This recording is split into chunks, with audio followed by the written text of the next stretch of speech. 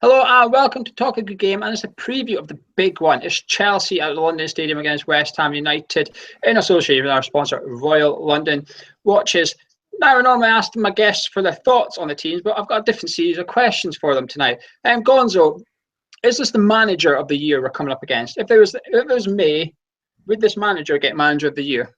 I think he is manager of the year.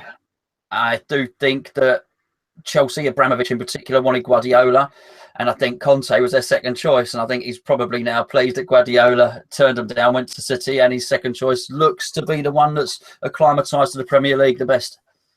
We've also got with us former West Ham player Jack. Jack, thanks for joining us. But for your question, if this was May, are we coming up against a player of the year? And if so, which one wins it?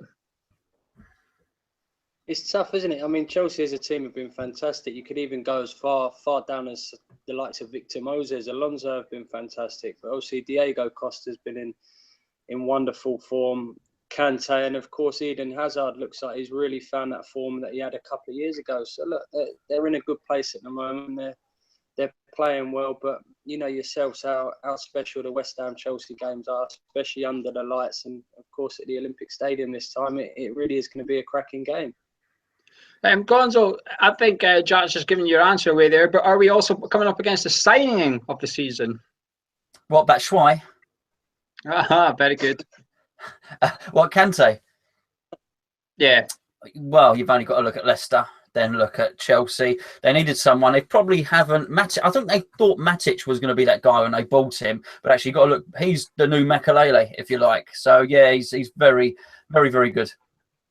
I think Alonso's maybe underrated as a signing. As Jack touched on there, I think he's what sort of him and David Luiz have actually completed the way Conte can use that back five system, because he's got Luiz, the ball player, and then he's got Alonso who just gets up and down that left side, which is quite scary. And I'm going to say the most improved player this season is also a Chelsea player. Jack, I'll get your opinion on this guy. And for me, it's Pedro. I think last year I thought he was I looked at him and I thought, is he really going to make it? He sort of had a little bit of a reputation at Barcelona, but didn't quite make it there. Came to Chelsea. But this year, he's just been, I think he's arguably one of the best players in the league this year, Jack. Oh, he's been fantastic. And the fact that he's keeping Willian out the side just shows how good he has been, because he was probably Chelsea's best player last year. And to keep him out the side's an achievement in its own. But he's been in great form. And you can tell that he's enjoyed playing this year, because he's played in pretty much every game, even the FA Cup games. I mean, I went to the Peterborough-Chelsea game, for example, and he wasn't just there, just going about his business, going through the motions. He meant every tackle, every pass, and he scored 2 wonderful goals that day. And the entire season's been great. So he's definitely one that's we're going to have to watch and make sure we marshal carefully and hopefully keep him quiet. Yeah, he's the one that scares me anyway. He scored in his last 3 games. He's also got 7 in his last 9. That's like striker form. That's good striker form. Jack, are Chelsea going to be the title winners?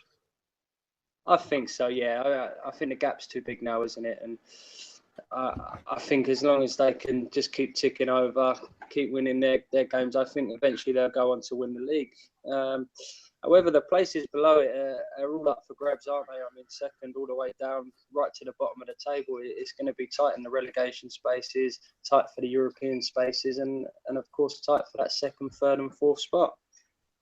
Well, the man in the middle on Monday night, he could have a job on his hand, is Andre Mariner. West Ham have had him 28 times in Premier League, and we've only won 5 of them. The greatest record. We've had him 3 times this season. We won 4-1 at Swansea. We drew 1-1 at home against Stoke, and we lost 3-1 away to City.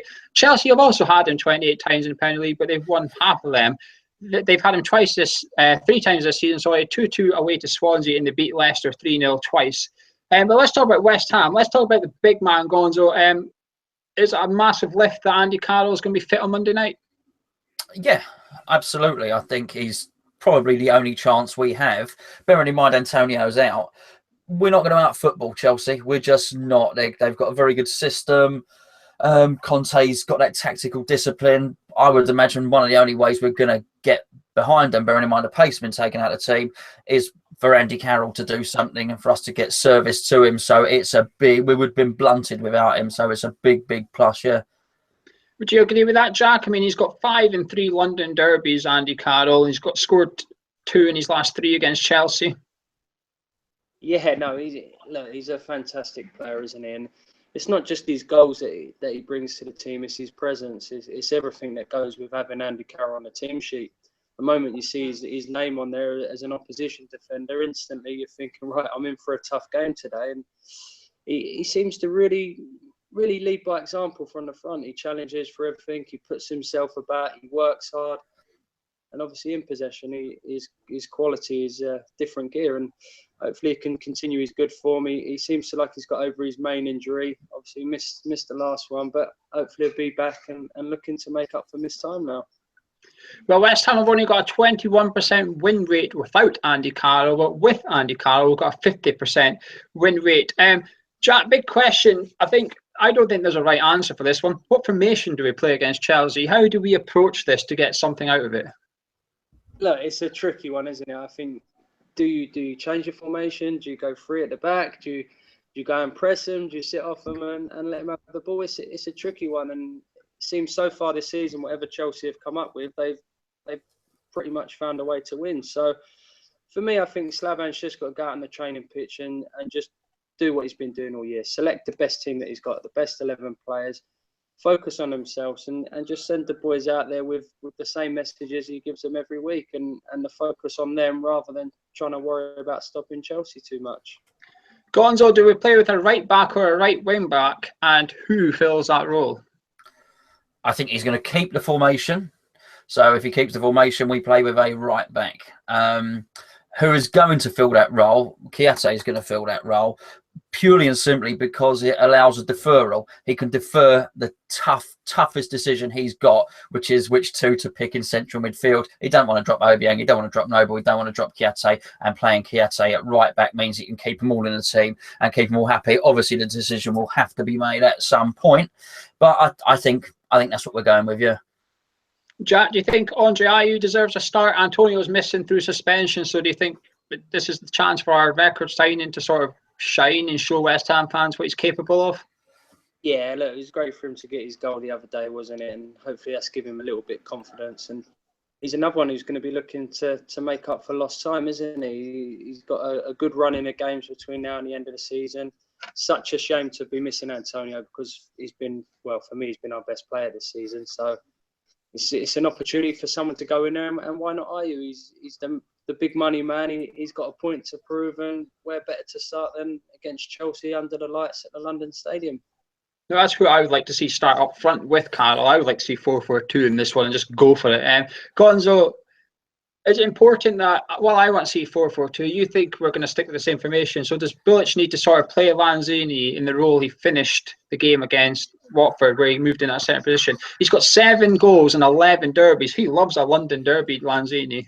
Well, Lanzini's a quality player. Lanzini could play in that Chelsea team. Lanzini would not look out of place in any team. That's how technically good he is.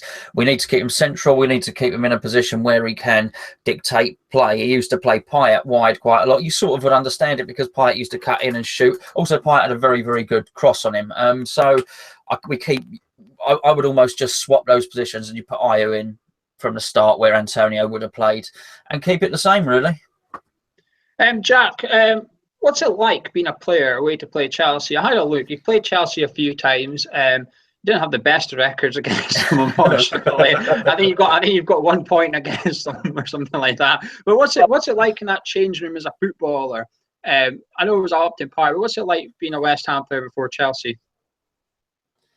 Yeah, look, I know it's very cliche, but it's the games that you look forward to right at the start of the season.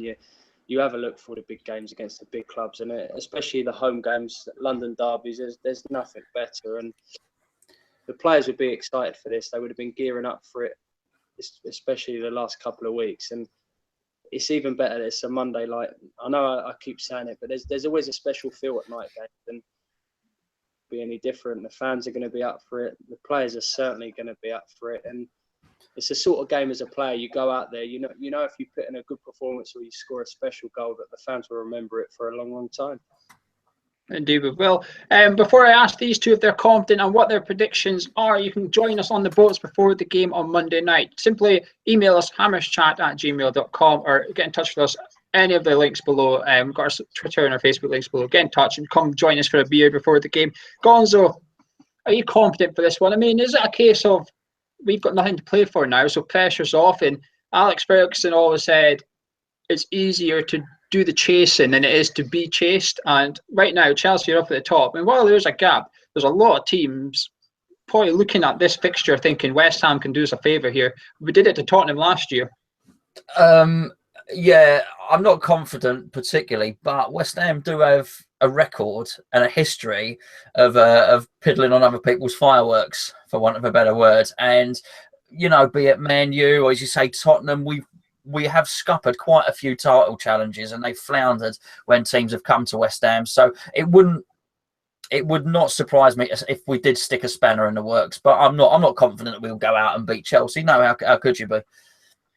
What about you, Jack? I mean, you're looking at this from a player's perspective. You spoke about how special it is. Are you confident that the players can sort of step up a gear? I mean, we've beat them already this season at home. Yeah, 100%. Why not? Look, it was a tricky start to the season. Seems like they've turned the corner now, and we're better to really send out a statement and start a good run in towards the end of the season to finish high up the table as possible. I'm going to go 2-1 home win. 2-1 home win, says Jack. I'm worried for this one. I think Chelsea have just got everything in their locker. I've seen it the weekend against Swansea, 1-3-1. And everyone said Swansea were unlucky. Chelsea had to work for it. But the thing is, Chelsea still won 3-1. That's how good they are. Like Jack said earlier, you can play counter-attack in football, or you can sit, or you can attack Chelsea. It doesn't matter. Chelsea have got an answer. They've got an answer to everything. Conte's got everything in his locker, and he's a manager who's not scared to change it early in the game. If it's not working, he will change it. Gonzo, what's your prediction? Jack's saying 2-1. I think we'll draw, but I think someone needs to get in and around Costa. Someone needs to wind him up. He's sorted his discipline out, Conte. Someone needs to wind Costa up, pinch his bum, slap him about a bit. I don't know, something, whisper something naughty in his ear. Someone needs to wind him up so he loses focus on the game, and then we might have a chance. Maybe Jose Fonte Baby can do it. So what's your score prediction? I said 1-1, didn't I? I don't know. I thought you said a draw, but I don't know if you said 1-1. All right, I'm going for a mix. I'm going for my favourite scoreline. I am going 2-2. I'm going for 2-2. The thing is, the last 4 times we've played them, we've beat them twice 2-1, we've lost 2-1, and we've drawn 2-2. So there's always goals when we play Chelsea under Bilic. So I'm hoping that's the same. I'm hoping it's entertaining. We've got nothing to lose anymore. We're in that position where we're not going down. Freedom's out. But Jack, thank you very much for joining us. No, thanks for having us, fellas. Good luck, and hopefully it's a good game. Cheers, mate. Thank you. Make sure you subscribe. We'll be back on Monday night with a review. Gonzo will have his vlog, and we've got loads of stuff coming up with the Premier. Make sure you hit the subscribe button, join us on the forum, and we'll see you later.